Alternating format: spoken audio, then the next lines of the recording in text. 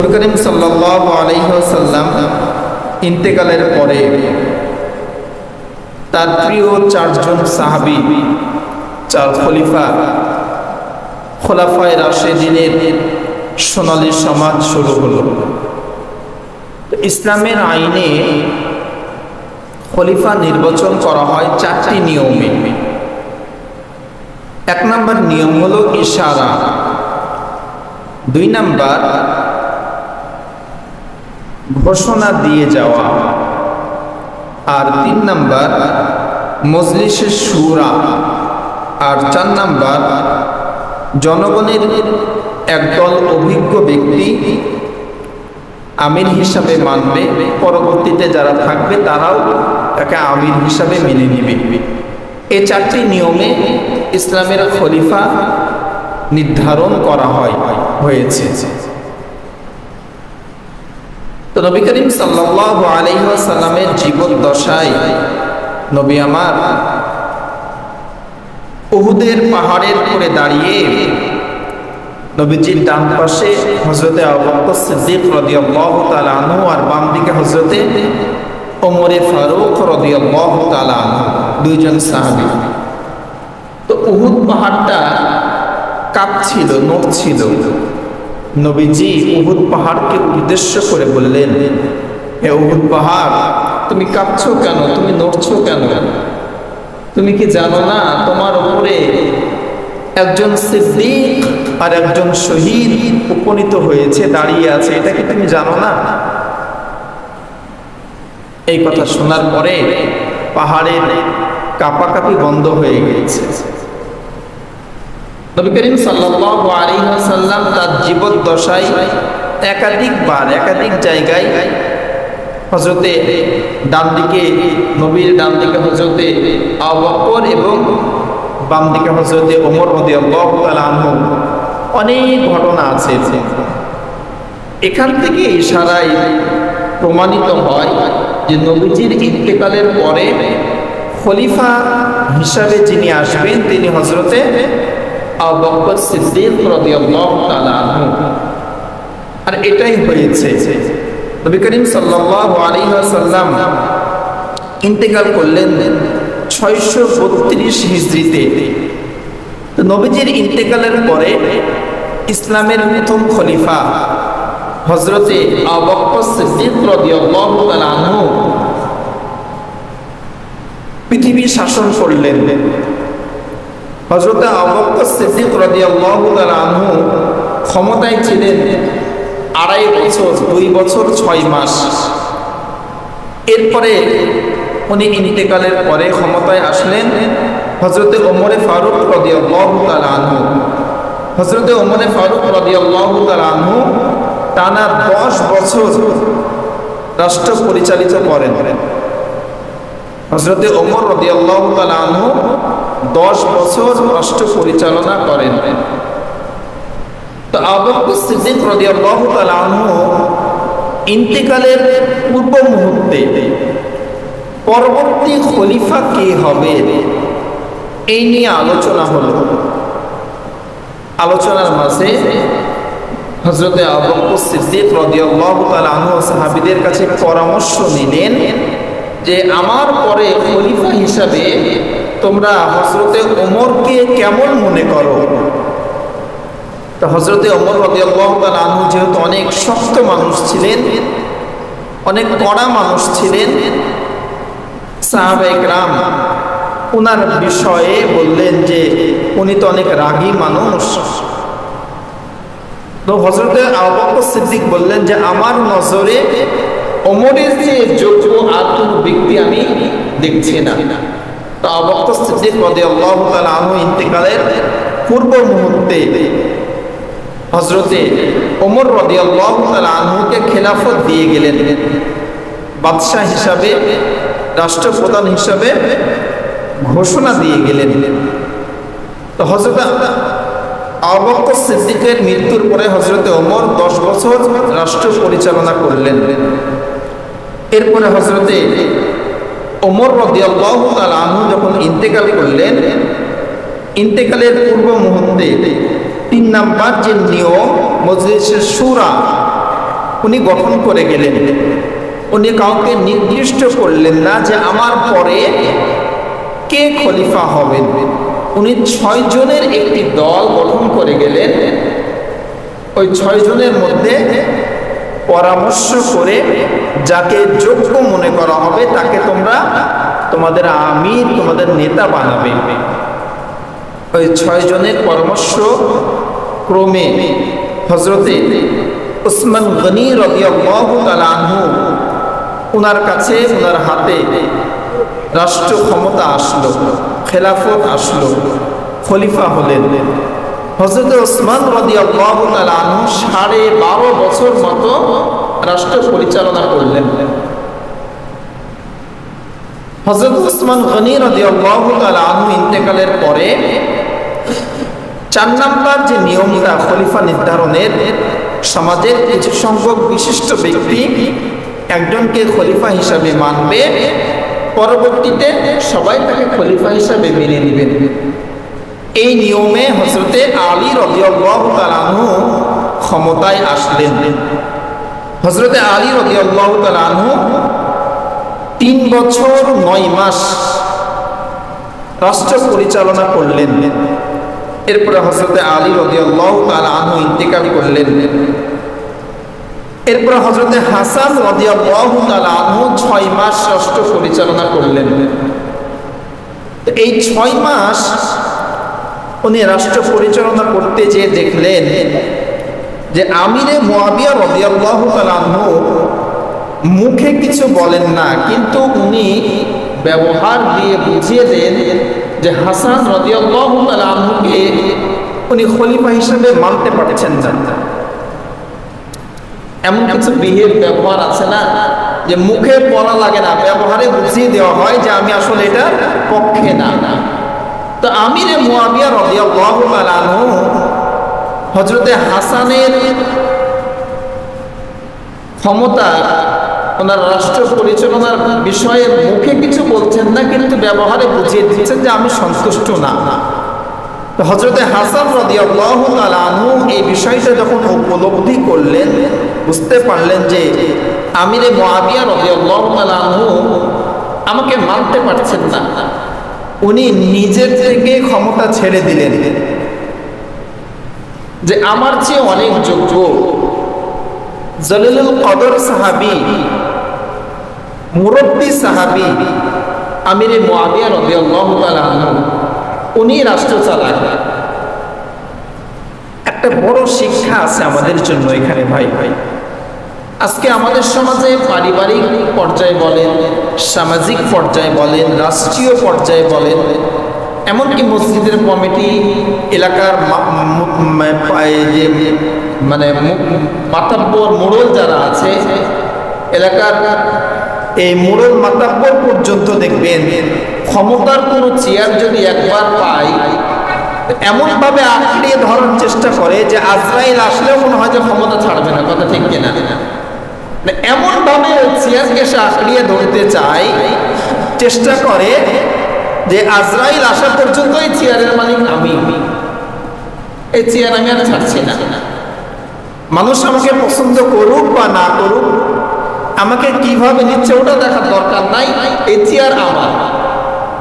হযরত হুসাইন রাদিয়াল্লাহু তাআলা আনহু শিক্ষা দিয়ে গেলেন যে আমাকে আমিরে মুয়াবিয়া মুখ থেকে চাচ্ছে না যে আমি খলিফা হই, উনি ওনার চেয়ার ছেড়ে দিলেন।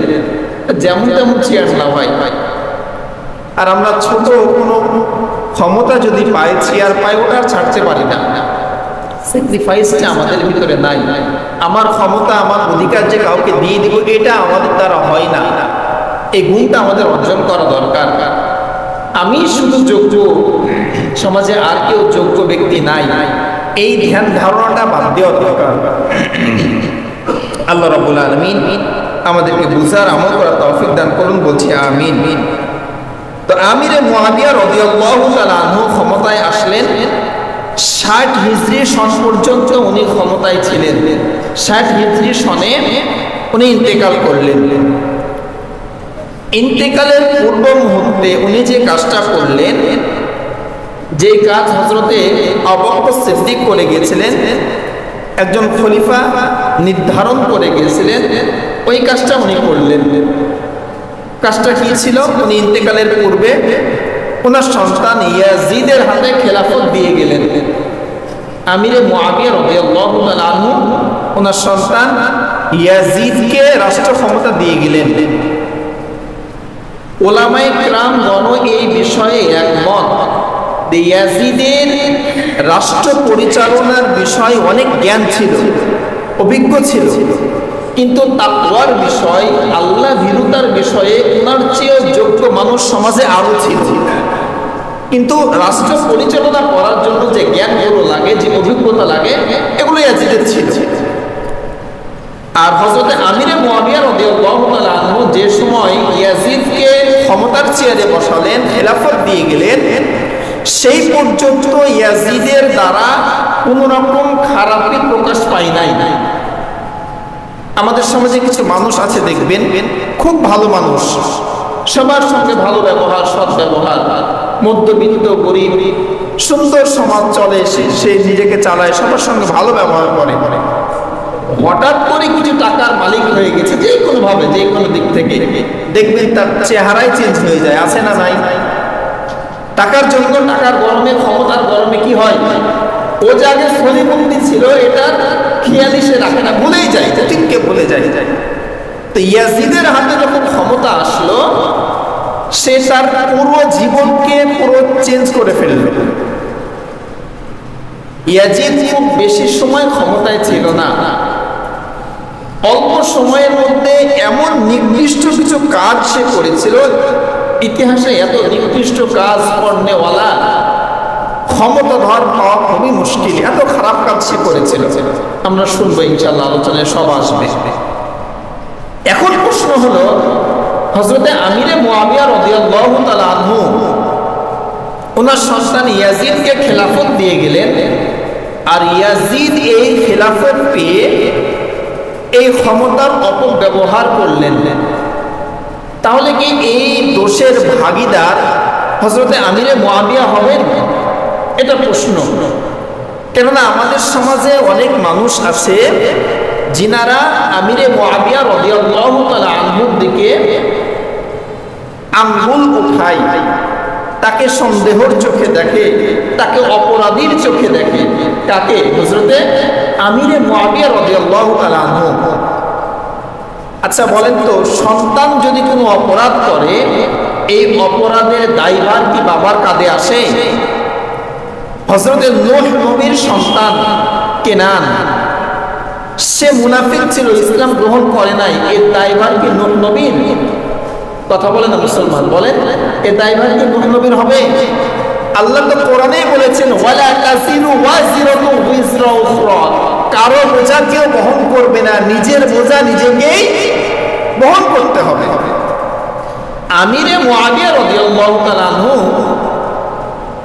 উনি চিন্তা করলেন, ওনার ধারণায় এসেছে যে রাষ্ট্র পরিচালনার জন্য আমার সন্তান ইয়াজিদ সে যথেষ্ট, সে একটা রাষ্ট্র চালাতে পারবে, সে গ্রহণযোগ্য একটি ব্যক্তি। কোনো মুজতাহিদ যদি ভুল করে, কোনো মুজতাহিদ ভুল করলেও তার একটা সওয়াব, আর যদি তার সিদ্ধান্ত ঠিক হয় তাহলে দুইটা নেকি। উনি একজন মুজতাহিদ, উনি চিন্তা করেছিলেন যে আমিরে মুআবিয়া রাদিয়াল্লাহু তাআলা আনহু চিন্তা করলেন যে ইয়াজিদকে দিয়ে রাষ্ট্র সুন্দর চলবে। ওনার চিন্তাটা ভুল হতে পারে, মানুষ মাত্রই ভুল, এজন্য তো উনি দায়ী না, উনি দায়ী না।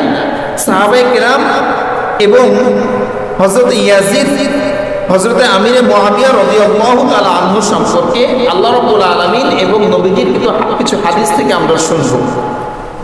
সাহাবায়ে কেরামের মর্যাদা, তাদের সম্মান সম্পর্কে আল্লাহ রাব্বুল আলামিন পবিত্র কোরআনুল কারীমের ২৭ নম্বর সূরা, সূরা নাহালের ৫৯ নম্বর আয়াতে আল্লাহ বলেন, আল্লাহ রাব্বুল আলামিন বলেন, কুলিল হামদুলিল্লাহি ওয়া সালামুন আলা ইবাদিহিল্লাযীনা ইসতাফা। আল্লাহ রাব্বুল আলামিন বলেন, বলো সকল প্রশংসা আল্লাহর জন্য এবং শান্তি তাদের জন্য যারা আল্লাহর কাছে মনোনীত বান্দা। বলো সকল প্রশংসা কার? আল্লাহর জন্য। এবং সালাম শান্তি তাদের উপরে যারা আল্লাহর কাছে মনোনীত বান্দা। সকল মুফাসসিরগণের একই মত যে এখানে আল্লাহ রাব্বুল আলামিন মনোনীত বান্দা হিসাবে আল্লাহ বোঝাতে চেয়েছেন সাহাবায়ে কেরামকে। তাহলে আল্লাহ রাব্বুল আলামিন নিজেই কোরআনে বললেন যে সাহাবীদের উপরে শান্তি বর্ষণ হোক, তারা রহমতের পরে আছে, তাই আল্লাহ কোরআনে বললেন। এখন রাসূল সাল্লাল্লাহু আলাইহি ওয়াসাল্লামের হাদিস থেকে আমরা একটু শুনবো। ইবনে মাজাহ 162 নম্বর হাদিস, নবী করিম সাল্লাল্লাহু আলাইহি ওয়াসাল্লাম বলেন, তোমরা সাহাবীদেরকে গালি দিও না, তোমরা সাহাবীদেরকে গালি দিও না। সাহাবায়ে কেরামের এক মুহূর্ত আমার সঙ্গে অতিবাহিত হওয়া কাটানোর সময়, সাহাবায়ে কেরামের এক মুহূর্ত সময় আমার সঙ্গে কাটানো কারো কারো জীবনের সারা জীবনের ইবাদতের চেয়েও বেশি। সুবহানাল্লাহ। নবীজি বলছেন যে তোমরা সাহাবায়ে কেরামকে গালি দিও না, সাহাবায়ে কেরামের এক মুহূর্ত আমার সঙ্গে অবস্থান তোমাদের কারো কারো সারা জীবনের ইবাদতের চেয়েও বেশি। অবস্থান করা, তাহলে তাদের ইবাদতের কি অবস্থা? তারা আমল যে করেছেন, আমলের দিক দিয়ে যদি আমরা একটু চিন্তা করি তাহলে আমরা কোথায় আছি? তাহলে আমরা কেন সাহাবীদেরকে গালি দেব? কেন আমিরে মুআবিয়া রাদিয়াল্লাহু তাআলা আনহুকে দোষারোপ করব? কেন তার দিকে আমরা আঙ্গুল উঠাবো? এক নম্বর হাদিস। দুই নম্বরে নবী করিম সাল্লাল্লাহু আলাইহি ওয়াসাল্লাম বলেন, তোমরা সাহাবীদেরকে গালি দিও না। তোমরা যদি সাহাবীদেরকে গালি দাও, আল্লাহ রাব্বুল আলামিন তোমাদের উপরে লানত করবেন। আল্লাহর লানত তোমাদের উপরে, ফেরেশতাদের লানত তোমাদের উপরে, এই পৃথিবীর সকল মানুষের লানত তোমাদের উপরে। এখান থেকে বোঝা যায় যে মানুষ, যে ব্যক্তি সাহাবীদেরকে গালি দিবে, স্বয়ং আল্লাহ তাআলার লানত তার উপরে, ফেরেশতাদের লানত তার উপরে, এবং পৃথিবীর সকল মানুষের লানত ওই ব্যক্তির উপরে। এজন্য আমরা অবশ্যই সাহাবীদের সম্মান বজায় রাখবো ইনশাআল্লাহ। দুই নাম্বার। তিন নম্বরে এই সাহাবায়ে কেরামের যে মর্যাদা আল্লাহ রাব্বুল আলামিন দান করেছেন, এই বিষয়ে নবী করিম সাল্লাল্লাহু আলাইহি ওয়াসাল্লামের আরো হাদিস থেকে জানা যায়। নবী করিম সাল্লাল্লাহু আলাইহি ওয়াসাল্লাম বলেন যে একটা সাহাবী তোমাদের জন্য আসমানের তারকার মতো। একটা সাহাবী তোমাদের জন্য আসমানের তারকার মতো। এদের মধ্যে যে কোনো একজনকে তোমরা যদি অনুসরণ করো তাহলে তোমরা পথ খুঁজে পাবে, তাহলে তোমরা হেদায়েত প্রাপ্ত হবে। ভাইরা আমার, দ্বীনের জন্য, ইসলামের জন্য, নবীর জন্য, কোরআনের জন্য একজন সাহাবীর বুকে যেই পরিমাণ ভালোবাসা ছিল, এই পৃথিবীতে যত উম্মত আমরা আছি, আমাদের সকল ভালোবাসা যদি এক পাল্লাই করা হয় তাদের একজনের ভালোবাসার সমান হবে না। তাহলে কেন আমরা সাহাবীদেরকে গালি দিব এবং কেন তাদেরকে আমরা দোষারোপ করব? এই হলো সাহাবীদের মর্যাদা। এই বিষয়ে অনেক হাদিস আছে। তিনটি হাদিস আপনাদেরকে শোনালাম। এখন আসেন হযরত আমিরে মুআবিয়া রাদিয়াল্লাহু তাআলা আনহু সম্পর্কে নবী করিম সাল্লাল্লাহু আলাইহি ওয়াসাল্লাম কি বলেন। নবী করিম সাল্লাল্লাহু আলাইহি ওয়াসাল্লাম তিরমিজি শরীফের 3842 নম্বর একটি হাদিস, নবী করিম সাল্লাল্লাহু আলাইহি ওয়াসাল্লাম বলেন, আল্লাহ রাব্বুল আলামিন হযরতে আমিরে মুআবিয়া রাদিয়াল্লাহু তাআলা আনহুকে কি সম্মান দিয়েছেন দেখেন। হযরতে আমিরে মুআবিয়াকে নবীজির সামনে ডাকলেন। ডাকার পরে আমিরে মুআবিয়াকে সামনে নিয়ে আল্লাহর কাছে নবীজি দোয়া করলেন যে, হে আল্লাহ, হে আমার রব, তুমি এই আমিরে মুআবিয়াকে পথ প্রদর্শক বানাও, পথ প্রদর্শক বানাও। এক নাম্বার। দুই নম্বরে দোয়া করলেন যে, হে আল্লাহ, তুমি আমিরে মুআবিয়াকে হেদায়েত প্রাপ্ত বানাও।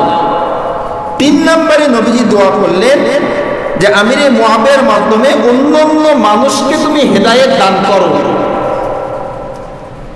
তিন তিনটি দোয়া নবীজি করলেন। আমিরে মুআবিয়াকে সামনে নিয়ে দোয়া করলেন যে আমিরে মুআবিয়াকে তুমি পথ প্রদর্শক বানাও, তাকে তুমি হেদায়েত প্রাপ্ত বানাও, এবং তার মাধ্যমে আরো মানুষ যেন হেদায়েত প্রাপ্ত হয়, তাকে তুমি কবুল করো। এই তিনটি দোয়া কারো মানুষের জীবনে যদি আসে, স্বয়ং নবীজির সামনে দাঁড়িয়ে যদি এইভাবে দোয়া করেন, তাহলে আমরা কিভাবে তাকে দোষারোপ করতে পারি যে ইয়াজিদের খারাপ ব্যবহারের জন্য আমিরে মুআবিয়া দায়ী? এখানে আরো হাদিস আছে, আপনারা শুনলে আরো ক্লিয়ার হবেন। বুখারী শরীফের 2924 নম্বর হাদিস, নবী করিম সাল্লাল্লাহু আলাইহি ওয়াসাল্লাম বলেন যে সর্বপ্রথম যে দলটি নৌপথে যুদ্ধ পরিচালনা করবেন, নবীজি বলছেন যে তোমাদের মধ্যে সর্বপ্রথম যে দলটি নৌপথে যুদ্ধ পরিচালনা করবে, ওই দলটির জন্য জান্নাত ওয়াজিব হয়ে যাবে। সুবহানাল্লাহ। নবীজি বললেন যে তোমাদের মধ্যে সর্বপ্রথম নৌপথে, সমুদ্র পথে যুদ্ধ পরিচালনা করবে যে দলটি, তাদের উপরে জান্নাত ওয়াজিব হয়ে যাবে। আর সর্বপ্রথম নৌপথে যুদ্ধ পরিচালনা এবং যুদ্ধ যে দায়িত্বশীল যিনি ছিলেন, তিনি আমিরে মুআবিয়া রাদিয়াল্লাহু তাআলা আনহু। এই হাদিস থেকে জানা যায় যে আমিরে মুআবিয়ার পরে জান্নাত ওয়াজিব হয়ে গেছে। তো যে সাহাবীর পরে জান্নাত ওয়াজিব হয়ে গেছে, আমার কি অবস্থা আমি নিজেই জানি না, একজন জান্নাতি সাহাবীকে নিয়ে আমি টানাটানি করি। এখানেই শেষ না ভাই। আমিরে মুআবিয়া রাদিয়াল্লাহু তাআলা আনহুর সম্মান আল্লাহ আকাশচুম্বী করেছেন। ওনার বাবা আমিরে মুআবিয়া রাদিয়াল্লাহু তাআলা আনহুর বাবা আবু সুফিয়ান রাদিয়াল্লাহু তাআলা আনহু, নবীজির শ্বশুর। আবু সুফিয়ান কে? নবীজির শ্বশুর। এইখান থেকে আমিরে মুআবিয়া রাদিয়াল্লাহু তাআলা আনহু নবীজির কে? শালা বা সম্বন্ধী। তো আবু সুফিয়ান রাদিয়াল্লাহু তাআলা আনহু নবীজির দরবারে এসে বললেন, ইয়া রাসূলুল্লাহ, ইয়া হাবিবাল্লাহ, নবী গো, আপনার কাছে একটা আবদার নিয়ে এসেছি, একটা দাবি নিয়ে এসেছি, একটা অনুরোধ নিয়ে এসেছি। নবী করিম সাল্লাল্লাহু আলাইহি ওয়াসাল্লাম বললেন যে বলেন আপনার কি কথা, আপনি কি বলতে চান? আবু সুফিয়ান রাদিয়াল্লাহু তাআলা আনহু বললেন, ইয়া রাসূলুল্লাহ, ইয়া হাবিবাল্লাহ, আমি চাই আমার সন্তান আমিরে মুআবিয়াকে আপনি ওহীর লেখক বানিয়ে দিন। ওহীর লেখক বানান, কাতাবুল ওহী, ওহীর লেখক বানান। এটাতে কত বড় সম্মান ভাই। অর্থাৎ ওহীর লেখক মানে হলো আল্লাহর পক্ষ থেকে নবীর পরে যে ওহী এসেছে, এই ওহী লিখেছে আমিরে মুআবিয়া রাদিয়াল্লাহু তাআলা আনহু। যে কয়েকজন সাহাবী লিখেছেন, এর মধ্যে একজন হযরতে আমিরে মুআবিয়া রাদিয়াল্লাহু তাআলা আনহু। তা আবু সুফিয়ান আমিরে মুআবিয়ার বাবা যখন এই কথা বললেন যে আমার সন্তানকে কাতিবুল ওহী বানান, ওহীর লেখক বানান, নবীজি বললেন ঠিক আছে, আপনার কথা আমি কবুল করলাম, মেনে নিলাম, আপনার সন্তানকে আমিরে মুআবিয়াকে আমি ওহীর লেখক বানিয়ে দিলাম। এখান থেকে একটা শিক্ষা আমাদের জন্য, আমরা যদি কেউ আমিরে মুআবিয়া রাদিয়াল্লাহু তাআলা আনহুকে প্রশ্নবিদ্ধ করি, তাহলে ওহীর বিষয়েও সন্দেহ থেকে যায়। অনেক বড় কথা ভাই। এজন্য আমরা যারা এখানে উপস্থিত আছি, এই বিশেষ করে এই নামটা আমরা মনে রাখবো যে হযরতে মুআবিয়া রাদিয়াল্লাহু তাআলা আনহু, উনি জলিলুল কদর একজন সাহাবী। এই মুহররমের ঘটনা, হযরতে হুসাইন রাদিয়াল্লাহু তাআলা আনহুর শাহাদত, এই শাহাদতের সঙ্গে আমিরে মুআবিয়া রাদিয়াল্লাহু তাআলা আনহুর কোনো সম্পৃক্ত নাই, কোনো সম্পর্ক নাই। উনি ইজতিহাদ করে দেখেছেন, চিন্তা করে দেখেছেন যে আমি মৃত্যুর পরে আমার সন্তান ইয়াজিদ ক্ষমতার জন্য যথেষ্ট, সে যোগ্য। উনি চিন্তা করে ওটা পেয়েছেন, ওনার সন্তানকে খেলাফত দিয়ে গিয়েছেন। এতটুকু উনি করেছেন। আর মাসআলা বলছে যে একজন মুস্তাহিদ যদি ভুল করে তারপরেও সে সওয়াব পাবে, সে গুনাহগার নয়। এজন্য আমরা এই মুহররমের আলোচনা যখন শুনবো, আমিরে মুআবিয়া এই নামটা আমরা মনে রাখবো, মুখস্থ করব যে আমিরে মুআবিয়া রাদিয়াল্লাহু তাআলা আনহুকে আমরা কেউ দোষারোপ করব না ইনশাআল্লাহ। আমাদের ইসলাম, আমাদের ঈমান ধ্বংস করার জন্য ভাই অনেক ফিকরা, অনেক দল বের হয়েছে, অনেক আলেম নামে মানুষ সমাজে আছে যারা এই কাজগুলো করছে, আমিরে মুআবিয়াকে দোষারোপ করছে এই কারণে যে আমিরে মুআবিয়া কেন ওনার সন্তান ইয়াজিদকে ক্ষমতা দিয়ে গেলেন। কিন্তু ক্ষমতা দিয়ে যাওয়া এটাও তো ইসলামের খেলাফতের একটা নিয়ম। প্রথম থেকে যারা শুনছেন তারা শুনলেন যে হযরত আবু বকর সিদ্দিক রাদিয়াল্লাহু তাআলা আনহু ওনার জীবদ্দশায় আলীকে খেলাফত দিয়ে গেছেন, ওনার জীবদ্দশায় উনি খেলাফত দিয়ে গেছেন। তো এখন হযরত আবু বকর সিদ্দিক ওমরকে খেলাফত দিয়ে গেলেন। তো ওমর রাদিয়াল্লাহু তাআলা আনহুর হাতে বা ওনার ব্যবহারে যদি কোনো অপরাধ হয়ে যায় এর জন্য দায়ী কি হযরত আবু বকর হবেন? হ্যাঁ বলেন, কথা বলেন, আবু বকর হবেন না হযরত ওমর হবেন? তো এজন্য আমরা আমিরে মুআবিয়া রাদিয়াল্লাহু তাআলা আনহু সম্পর্কে তাকে আমরা দোষারোপ করব না। উনি ওটা বুঝেছিলেন যে আসলে এটাই ঠিক হবে, ওর জন্য উনি করেছিলেন। বাকিটা ওনার সন্তান ইয়াজিদ ক্ষমতা পাওয়ার পরে ক্ষমতার লোভে উনি যে আকাম কুকামগুলো করেছেন, যে হত্যাযজ্ঞ চালিয়েছেন, এটা ইতিহাসের খুবই একটা নিকৃষ্ট কাজ উনি করেছেন। ওনার শাস্তি উনি পাবেন, ওনার শাস্তি উনি পাবেন। দুনিয়াতে আজ অব্দি ইয়াজিদ নামটা কেউ রাখে না। কেউ কি শুনেছেন যে কারো নাম ইয়াজিদ আছে? কেউ কিন্তু ইয়াজিদ রাখে না। কোন হিন্দুকেও যদি আপনি যে বলেন যে আপনার সন্তান হয়েছে, আপনি এই ইয়াজিদ নামটা রাখেন, ওই হিন্দু যদি ইয়াজিদ সম্পর্কে জানে সেও কিন্তু এই নাম রাখবে না। কেননা সে সমাজের বুকে, এই পৃথিবীর মানে মানুষের কাছে ঘৃণিত একটি নাম হয়ে গেছে ইয়াজিদ। কারণ হযরত হুসাইনকে সে শহীদ করেছে। তো কারবালার ঘটনা আমরা সামনে ইনশাআল্লাহ শুনব। ইতিপূর্বে যে ঘটনাটা আমরা শুনলাম, যে কথাগুলো আমরা শুনলাম, এগুলো জানা আমাদের জন্য খুবই জরুরি ছিল যে ক্ষমতা কিভাবে নবীজির পরে এই ইয়াজিদ পর্যন্ত আসলো, পর্যায়ক্রমে একের পর এক কিভাবে আসলো। সম্মানিত ভাইরা, মুহররমের রোজা, মুহররমের 10 তারিখের রোজা সম্পর্কে আমরা গত সপ্তাহে শুনেছিলাম। নবী করিম সাল্লাল্লাহু আলাইহি ওয়াসাল্লাম বলেন, যে ব্যক্তি মুহররমের 10 তারিখে রোজা রাখবে, আমি আশা করি আল্লাহ রাব্বুল আলামিন তার পূর্বের 1 বছরের সগীরা গুনাহ মাফ করে দেবেন। এই মুহররমের রোজা এই বছরে আগামী বুধবার 10 তারিখে মুহররমের রোজা হবে। আজকে যেহেতু 5 তারিখ, আগামী বুধবার মুহররমের 10 তারিখ। তাহলে মুহররমের 10 তারিখের মুহররমের রোজা কয়টা আমরা এই পূর্বে শুনেছিলাম? কয়টা বলেন তো? 2টা। একটা আগে আর একটা যদি আগে না রাখতে পারেন পরে রাখবেন। তাহলে মূল রোজা যেটা হবে 10 তারিখে যেটা হবে সেটা হলো বুধবারের দিন। তাহলে মঙ্গলবারে আমরা একটা রোজা রাখবো আর বুধবারে রাখবো। মঙ্গলবারে যদি কোনো কারণবশত রাখতে নাই পারেন তাহলে বুধবার আর বৃহস্পতিবারে রাখবেন। তবে উত্তম হলো আগের দিন রাখা, 9 তারিখে রাখা। যেহেতু নবীজি বলেছিলেন যে আমি যদি আগামী বছর বেঁচে থাকি তাহলে 9 তারিখে রোজা রাখবো। এজন্য আমরা চেষ্টা করব আগামী মঙ্গলবার এবং বুধবারে মুহররমের রোজা রাখার জন্য। মুহররমের 10 তারিখ হবে আগামী বুধবার। আগে একটা রাখবেন মঙ্গলবার আর বুধবার। যদি মঙ্গলবারে না পারেন তাহলে বুধবার আর বৃহস্পতিবার।